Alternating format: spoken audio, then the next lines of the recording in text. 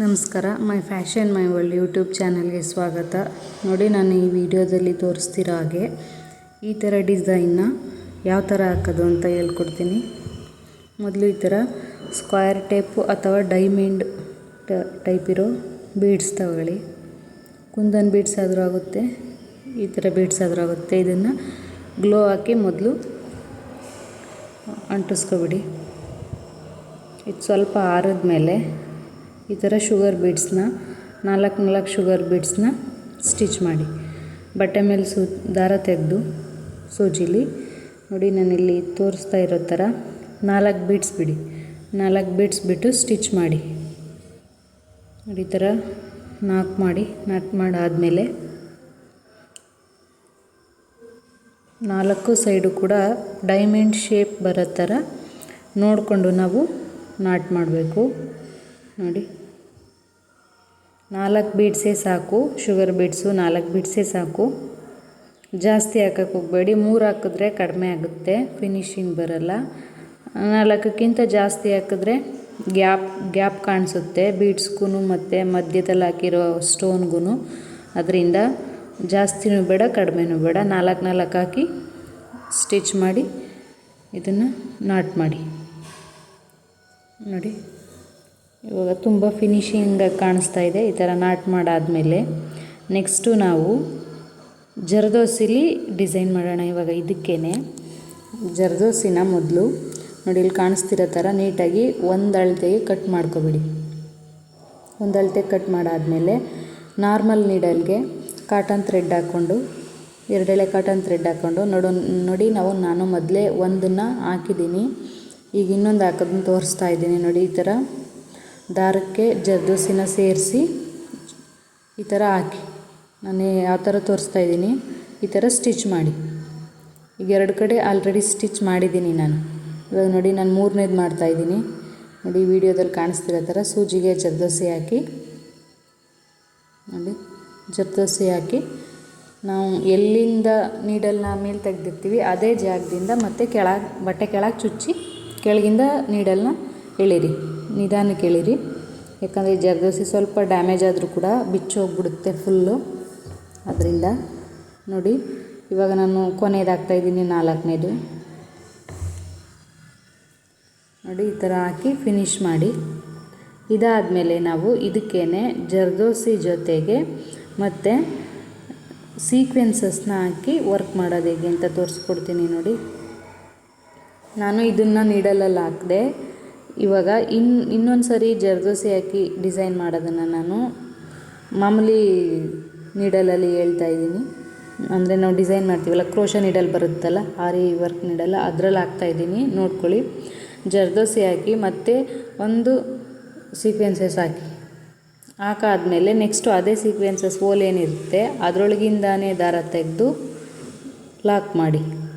ನೋಡಿ, ಸೀಕ್ವೆನ್ಸಸ್ನ ಚಮ್ಕಿ ಅಂತಲೂ ಕರೀತಾರೆ, ಸೀಕ್ವೆನ್ಸಸ್ ಅಂತಲೂ ಕರೀತಾರೆ. ಅಂದರೆ ನಾವು ಜಾಸ್ತಿ ಸೀಕ್ವೆನ್ಸಸ್ ಅಂತಲೇ ಕರೆಯೋದು, ಬೇರೆ ಕಡೆ ಇದನ್ನು ಚಮ್ಕಿ ಅಂತ ಕರೀತಾರೆ. ಈ ಥರ ಲಾಕ್ ಮಾಡಿ. ಇವಾಗ ನಾನು ಏನು ಒಂದು ಹಾಕಿದ್ದೀನಿ ಅದೇ ಥರ ಇನ್ನು ಬ್ಯಾಲೆನ್ಸ್ ಇರೋ 3 ಸೈಡು ಕೂಡ ನಾವು ಈ ಥರ ಸ್ಟಿಚ್ ಮಾಡ್ಕೋಬೇಕು. ನೋಡಿ, ಈ ಥರ ಸ್ಟಿಚ್ ಮಾಡ್ಕೋಬೇಕು. ಇದನ್ನು ನಾನು ಆರಿ ವರ್ಕ್ ನೀಡಲಲ್ಲಿ ಹಾಕ್ತಾಯಿದ್ದೀನಿ, ನಾರ್ಮಲ್ ನೀಡಲಲ್ಲಿ ಹಾಕಿಲ್ಲ. ಫಸ್ಟ್ ಬೇಸು ನಾನು ನಾರ್ಮಲ್ ನೀಡಲಲ್ಲಿ ಹಾಕಿದ್ದೀನಿ, ಯಾಕಂದರೆ ಆರಿ ವರ್ಕ್ ನೀಡಲಲ್ಲಿ ಸ್ವಲ್ಪ ಹಿಂಸೆ ಆಗ್ಬೋದು. ಅದಕ್ಕೆ ಯಾರಾದರೂ ಹೊಸ್ದಾಗಿ ಕಲಿತಿರೋರಿದ್ದರೆ ಫಸ್ಟು ನಾರ್ಮಲ್ ನೀಡಲಲ್ಲೇ ಹಾಕೋದನ್ನ ಅಭ್ಯಾಸ ಮಾಡ್ಕೊಂಡು ಆಮೇಲೆ ಆರಿ ವರ್ಕ್ ನೀಡಲಲ್ಲಿ ಹಾಕೋದನ್ನ ಅಭ್ಯಾಸ ಮಾಡ್ಕೋಬೋದು. ನೋಡಿ, ಈ ಥರ ಒಂದು ಸೀಕ್ವೆನ್ಸಸ್ ಹಾಕಿ ಮತ್ತು ಸೀಕ್ವೆನ್ಸಸ್ ಒಳಗಡೆಯಿಂದ ದಾರ ತೆಗೆದು ಲಾಕ್ ಮಾಡಿ. ನೋಡಿ, ಇವಾಗ ನಾನು 3ನೇದು ಮಾಡ್ತಾಯಿದ್ದೀನಿ. ಸೇಮ್ ಪ್ಯಾಟ್ರನ್ನು 4 ಸೈಡಿಗೂ ಕೂಡ ಸೇಮ್ ಪ್ಯಾಟ್ರನ್ನು ಎಲ್ಲ ಕಡೆಯೂ ನೀಟಾಗಿ ದಾರ ಬಿಚ್ಚೋಗದೆ ಇರೋ ಥರ ಟೈಟಾಗಿ ಲಾಕ್ ಮಾಡಿ. ಇಲ್ಲಿ ನಾವು ಈ ವರ್ಕಲ್ಲಿ ಏನು ಕಲಿತೀವೋ ಬಿಡ್ತೀವೋ ನಾಟ್ ಮಾಡೋದನ್ನ ನಾವು ನೀಟಾಗಿ ಕಲ್ತ್ಕೋಬೇಕು. ಅದು ತುಂಬ ಇಂಪಾರ್ಟೆಂಟ್ ಆಗುತ್ತೆ. ನಾವು ನಾಟ್ ಮಾಡೋದು ಕಲಿಲಿಲ್ಲ ಅಂತಂದರೆ ನಾವು ಎಷ್ಟೇ ವರ್ಕ್ ಮಾಡಿದ್ರೂ ಕೂಡ ಅದು ಬಿಚ್ಚೋಗೋ ಚಾನ್ಸಸ್ ಇರುತ್ತೆ. ಅದರಿಂದ ನೀಟಾಗಿ ಲಾಕ್ ಮಾಡೋದು ಫಸ್ಟ್ ಕಲೀರಿ. ಆಮೇಲೆ ನಾನು ನಾರ್ಮಲ್ ನೀಡಲ್ಗೆ 6 ಎಳೆ ಸಿಲ್ಕ್ ಥ್ರೆಡ್ ತಗೊಂಡಿದ್ದೀನಿ. 6 ಎಳೆ ಸಿಲ್ಕ್ ಥ್ರೆಡ್ಗೆ ಸೂಜಿ ಮೇಲೆ 2 ಸರಿ ದಾರ ಸುತ್ತಿ ಒಂದು ಸೀಕ್ವೆನ್ಸಸ್ಗೆ ಈ ಥರ ಚುಚ್ಚಿ ಒಂದು ಕಡೆಗೆ 3 ಸೀಕ್ವೆನ್ಸಸ್ ವರ್ಕ್ ಬರೋ ಥರ ನೋಡ್ಕೊಳ್ಳಿ. ನಾನಿಲ್ಲಿ ಮಾರ್ಕ್ ಮಾಡ್ಕೊಂಡಿಲ್ಲ. ನಿಮಗೆ ಈ ಮಾರ್ಕ್ ಮಾಡ್ಕೊಳ್ದೆ ಮಾಡೋಕ್ಕಾಗಲ್ಲ, ಹೆಚ್ಚು ಕಡಿಮೆ ಆಗುತ್ತೆ ಅನ್ನೋದಾದರೆ ಮೊದಲು ಮಾರ್ಕ್ ಮಾಡ್ಕೊಳ್ಳಿ. 3 ಗೀಟ್ ಹಾಕಿ ಸ್ಟ್ರೇಟ್ ಗೀಟ್ ಹಾಕಿ ಮಾರ್ಕ್ ಮಾಡ್ಕೊಳ್ಳಿ. ಏನು ಮಧ್ಯದ್ದೇನಿರುತ್ತೆ ಅದೊಂದು ಸ್ವಲ್ಪ ಮೇಲಿರಲಿ, ಇನ್ನೆರಡು ಅಕ್ಕಪಕ್ಕದ್ದು ಸೇಮ್ ಅಳತೆಲೇ ಇರಲಿ. ನೋಡಿ ಇವಾಗ ನಾನು 2 ಹಾಕಿದ್ದೀನಿ. ಇವಾಗ ನೋಡಿ ಒಂದು ಸೈಡಿಗೆ 3 ಬರುತ್ತೆ ಒಂದು ಗ್ಯಾಪ್ಗೆ. ಅದೇ ಥರ 4 ಗ್ಯಾಪ್ಗೂ 3 ಹಾಕಿ ನಾವು ವರ್ಕ್ ಮಾಡಿದಾಗ ಅದು ಚೆನ್ನಾಗಿ ಕಾಣಿಸುತ್ತೆ. ನೋಡಿ ಇವಾಗ ನಾನು ಆಲ್ರೆಡಿ ಒಂದು ಕಂಪ್ಲೀಟ್ ಮಾಡಿದ್ದೀನಿ.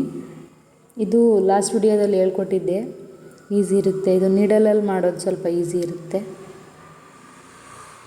ಇದನ್ನು ಆಲ್ಮೋಸ್ಟ್ ನೀಡಲಲ್ಲೇ ಮಾಡೋದು. ನೋಡಿ ಇಷ್ಟೇ. ಇದು ನಾನು ಇವಾಗ ಒಂದು ಸೈಡ್ ಫಿಲ್ ಆಗಿದೆ, ಎರಡನೇ ಸೈಡು ನಾನು ಇವಾಗ ಫಿಲ್ ಮಾಡ್ತಿದ್ದೀನಿ. Same method. ನಾವು ಕ್ರೋಶಾದಲ್ಲಿ ಒಂದು ಡಿಸೈನ್ ಕಲಿತ್ರೆ ಅದರಲ್ಲೇ 4 ಡಿಸೈನ್ ನಾವೇ ಓನಾಗಿ ಕಲಿಬೋದು. ನೋಡಿ ಸೇಮ್ ಪ್ಯಾಟ್ರನ್ನು ಸೇಮ್ ಡಿಸೈನು. ಆದರೆ ನಾವು ಏನು ಡ್ರಾ ಮಾಡ್ಕೋತೀವಿ ಡಿಸೈನ್ಸ್ನ ಅದ್ರ ಮೇಲೆ ಡಿಪೆಂಡ್ ಆಗುತ್ತೆ ವರ್ಕ್ ಮಾಡೋದು. ನೋಡಿ ನಾನು ಸ್ವಲ್ಪ ಫಾಸ್ಟಾಗಿ ಮಾಡ್ತಾಯಿದ್ದೀನಿ.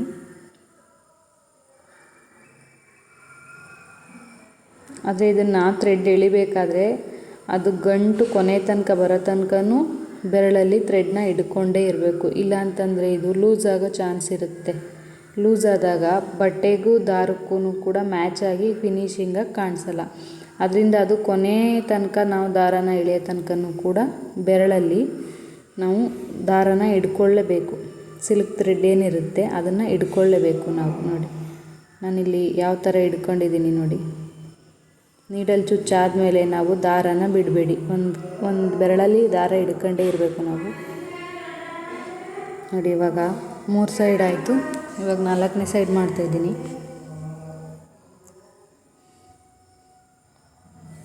ನಮ್ಮ ಯೂಟ್ಯೂಬ್ ಚಾನಲ್ನ ಯಾರ್ಯಾರು ಸಬ್ಸ್ಕ್ರೈಬ್ ಮಾಡ್ಕೊಂಡಿಲ್ಲ ದಯವಿಟ್ಟು ಸಬ್ಸ್ಕ್ರೈಬ್ ಮಾಡ್ಕೊಳ್ಳಿ. ಈ ಥರ ಆರಿ ವರ್ಕ್ ಟಿಪ್ಸ್ಗೆ ಅಥವಾ ಸ್ಟಿಚಿಂಗ್ಸ್ ಟಿಪ್ಸ್ಗೆ, ಬೇಸಿಕ್ ಸ್ಟಿಚಿಂಗ್ ಆ ಥರ ಏನಾದರೂ ಕಲಿಬೇಕು ಅಂತಂದರೆ ನಮ್ಮ ಯೂಟ್ಯೂಬ್ ಚಾನಲ್ನ ಸಬ್ಸ್ಕ್ರೈಬ್ ಮಾಡ್ಕೊಳ್ಳಿ. ನಾನು ಒಂದೊಂದೇ ವಿಡಿಯೋದಲ್ಲಿ ಪ್ರತಿಯೊಂದನ್ನು ಕೂಡ ಹೇಳ್ಕೊಡ್ತಾ ಹೋಗ್ತೀನಿ.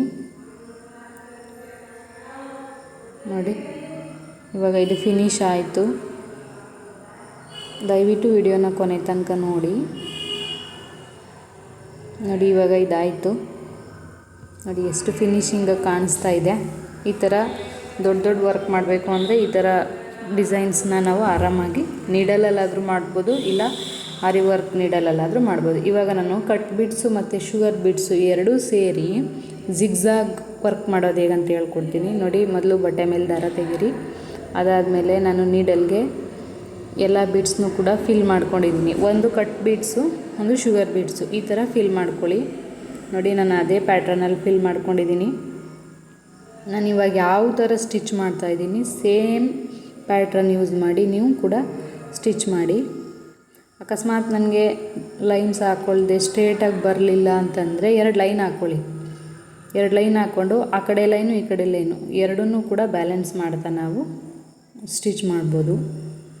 ನೋಡಿ ಇದು ಈ ಸ್ಟಿಚ್ಚಿಂಗು ಜಿಗ್ಜಾಗ್ ಸ್ಟಿಚ್ಚಿಂಗು ತುಂಬ ಈಸಿ ಇದೆ.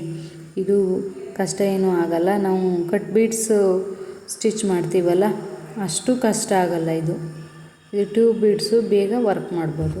ಆಮೇಲೆ ಇದಕ್ಕೆ ಜಾಸ್ತಿ ನಾಟ್ ಬೇಕಿಲ್ಲ, ಒಂದೇ ನಾಟ್ ಸಾಕು. ನೋಡಿ ನಾನು ನಿಧಾನಕ್ಕೆ ತೋರಿಸ್ತಾ ಇದ್ದೀನಿ. ನೋಡಿ ಒಂದೇ ನಾಟ್ ಸಾಕು.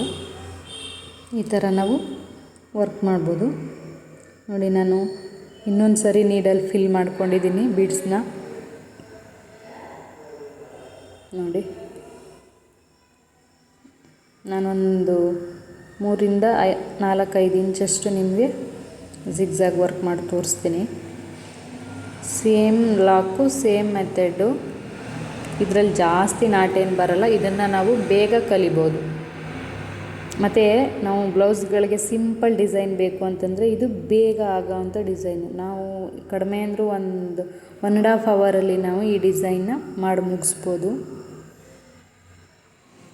ನೋಡಿ ಇವಾಗ ಆಯಿತು, ಎಷ್ಟು ಫಿನಿಶಿಂಗಾಗಿ ಕಾಣಿಸ್ತಾ ಇದೆ ನೋಡಿ. ಈ ಲೈನಲ್ಲಿ ನಾವು ಏನು ಗ್ಯಾಪ್ ಇದೆ ಆ ಕಡೆ ಈ ಕಡೆ, ಆ ಗ್ಯಾಪ್ಗೆ ಈ ಥರ ವೈಟ್ ಬೀಡ್ಸ್ ಹಾಕಿ ನಾವು ಸ್ಟಿಚ್ ಮಾಡೋಣ. ವೈಟ್ ಬೀಡ್ಸ್ ಬೇಡ ಅಂದರೆ ನಾವು ಸಿಲ್ಕ್ ಥ್ರೆಡ್ಡಲ್ಲಿ ಫ್ರೆಂಚ್ ನಾಟ್ ಕೂಡ ಹಾಕೋಬೋದು. ಇವಾಗ ಜಾಸ್ತಿ ಟ್ರೆಂಡಿಂಗ್ ಇರೋದು ವೈಟ್ ಬೀಡ್ಸೇ. ಈ ಥರ ವೈಟ್ ಬೀಡ್ಸು ಇದು 2 mm ಇದೆ, ಇದಕ್ಕಿಂತನೂ ಚಿಕ್ಕದು ಬರುತ್ತೆ. ನಮಗೆ ಯಾವ ಸೈಜು ಕರೆಕ್ಟಾಗಿ ಸೂಟ್ ಆಗುತ್ತೆ ಡಿಸೈನ್ಗೆ ಆ ಸೈಜ್ ಬೀಡ್ಸ್ ತಗೊಂಡು ನಾವು ವರ್ಕ್ ಮಾಡ್ಬೋದು. ನೋಡಿ ನಾನಿಲ್ಲಿ ಫ್ರೆಂಚ್ ನಾಟ್ ಹಾಕೋಕ್ಕೆ ಹೋಗಿಲ್ಲ, ವೈಟ್ ಬೀಡ್ಸಲ್ಲೇ ವರ್ಕ್ ಮಾಡಿದ್ದೀನಿ. ನೋಡಿ ಎಷ್ಟು ಚೆನ್ನಾಗಿ ಕಾಣಿಸ್ತಿದೆ.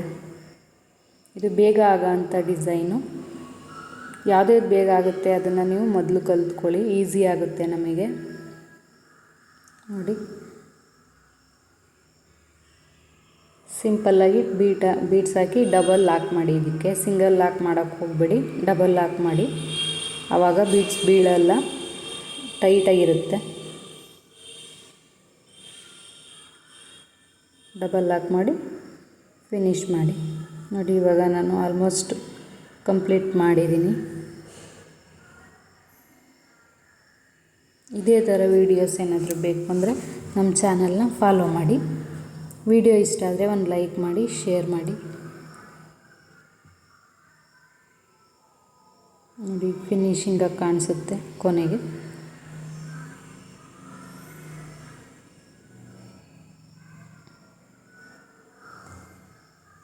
ವಿಡಿಯೋ ಇಷ್ಟ ಆಗಿದೆ ಅಂದ್ಕೊಳ್ತೀನಿ. ಈಗ ನೋಡಿ ಫಿನಿಶ್ ಆಯಿತು. ಇದು ಸೇಮ್ ಇದೇ ಥರ ಡಿಸೈನ್ಸ್ ಬೇಕು ಅಂದರೆ ದಯವಿಟ್ಟು ನಮ್ಮ ಚಾನಲ್ನ ಫಾಲೋ ಮಾಡಿ, ಲಾಕ್ ಮಾಡಿ, ಕ್ಲೋಸ್ ಮಾಡಿ. ನೋಡಿ ಎಷ್ಟು ಟೈಟಾಗಿ ಬಂದಿದೆ ನೋಡಿ. ವಿಡಿಯೋ ನೋಡಿದ್ದಕ್ಕೆ ಥ್ಯಾಂಕ್ ಯು ಸೋ ಮಚ್.